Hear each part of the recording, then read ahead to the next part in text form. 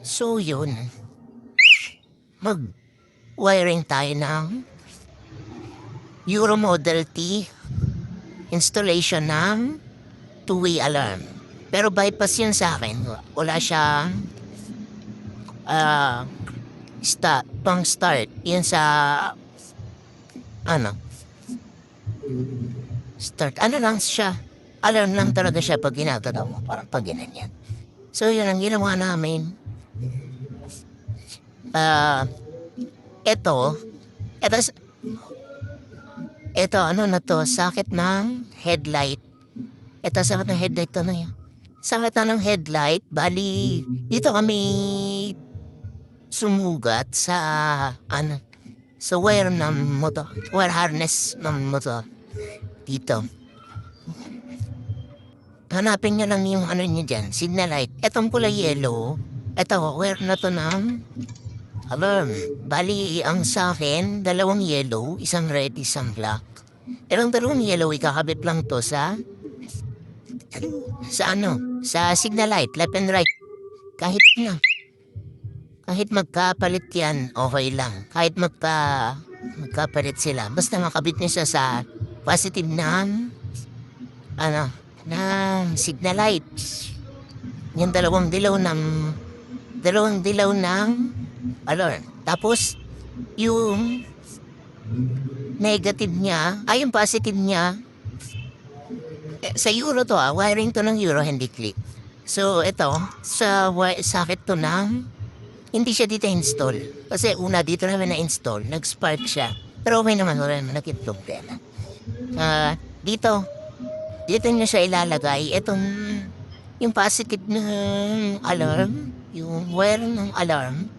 Kasi, ayan, ito wire to ng alarm.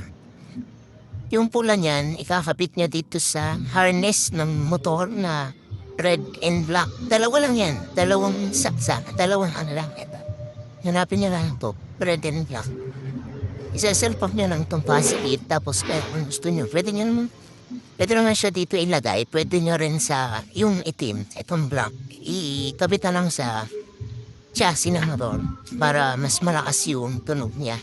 So yun, naikabit na namin siya. Mamaya, ituturo ko na ba? Ito testing. So yan, ulitin ko. Yung dalawang dilaw ng alarm, ikakabit nyo sa left and right ng signal light ng motor. Bali, ito yung left and right niyan. Diba? Ito yung saksakan. Itong dalawang gilid na yan. Kaliwat kanan niya ng signal light ng Euro, ng Model T. Tapos, yung positive niya, nilagay ko siya dito sa battery, sa live wire ng harness. Diretso na to sa baterya. Para pag ginalaw, kahit hindi nasaksakan yung susi, tutunog siya. So yan, talagyan niya lang siya dito. Sa red and black na socket harness nitong yan. Itong puri red. Tapos itong itim, kakabit nyo na lang sa chassis. Ganyan. Yan, diba? Ikaw nga yan, tikit mo para matesting ko. So yan, didikit sa natin. Tapos testingin natin. Hindi nasaksak yung susi niya. Nasa akin yung susi. Hindi ko sasaksak, walang susi. Testingin natin sa mismong remote. Yung tutunog. Nakana natin. Tapos, tagalawin. Yan. Ano niya, gagawin sa kanya. So,